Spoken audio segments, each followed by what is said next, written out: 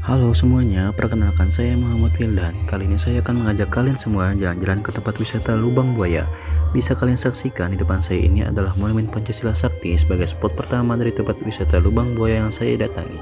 Di monumen ini terdapat lambang burung Garuda dan 7 patung pahlawan revolusi yang terdiri dari Letnan Jenderal Ahmad Yani, Letnan Jenderal Suprapto, Letnan Jenderal MT Haryono, Letnan Jenderal Siswondo Parman, Mayor Jenderal DI Panjaitan, Mayor Sutoyo Siswami Harjo, dan Kapten Pierre Tendean. Ke tempat selanjutnya, kali ini saya mengunjungi dapur umum yang merupakan salah satu tempat yang ada di Lubang Buaya.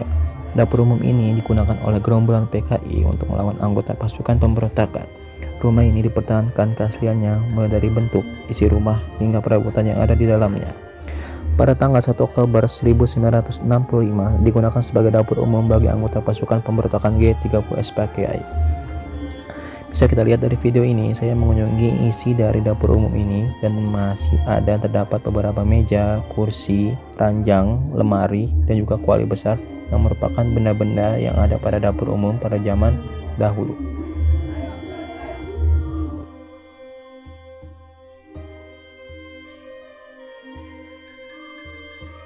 Di sebelah kanan dari dapur umum, kita bisa melihat sebuah replika mobil yang merupakan mobil pada zaman G30 SPKI, yaitu untuk PN Artayasa yang digunakan untuk mengangkut barang-barang pada zaman itu. Bisa kita lihat bahwa mobil replika ini diresmikan pada tanggal 29 September 1994.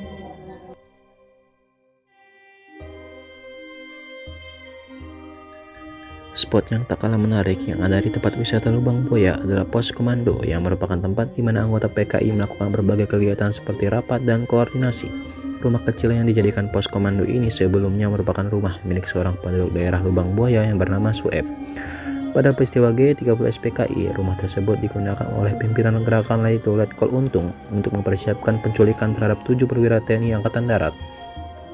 Bisa kita lihat dalam video ini, masih terdapat banyak barang-barang ataupun replika yang dijaga keasliannya seperti meja, kursi, lemari, ranjang, bahkan mesin jahit.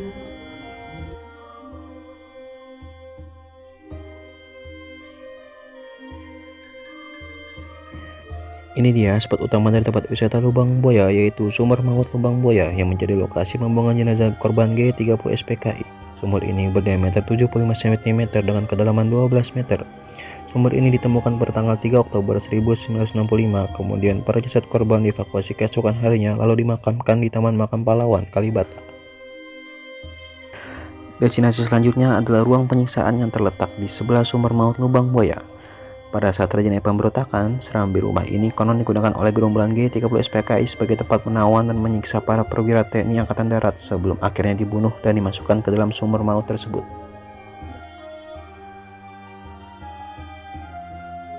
Beralih ke tempat selanjutnya, kali ini saya akan mengajak kalian semua mengenal mobil-mobil tua peninggalan pahlawan revolusi. Monumen Pancasila Sakti menyimpan kendaraan yang digunakan oleh gerombolan PKI untuk mengangkut para perwira TNI Angkatan Darat menuju markas mereka di Lubang Buaya. Dua mobil tua juga dapat dijumpai di sana. Kedua mobil itu yakni mobil dinas yang pernah digunakan oleh Jenderal TNI Ahmad Yani sewaktu menjabat Menteri Panglima Angkatan Darat. Kemudian mobil dinas milik Pangkostrat Majen TNI Soeharto yang pernah digunakan untuk memimpin operasi penumpasan pemberontakan G30 SPKI.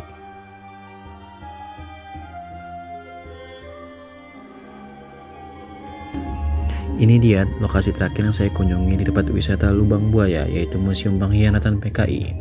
Museum ini dibangun untuk mengenang kejadian G30 SPKI.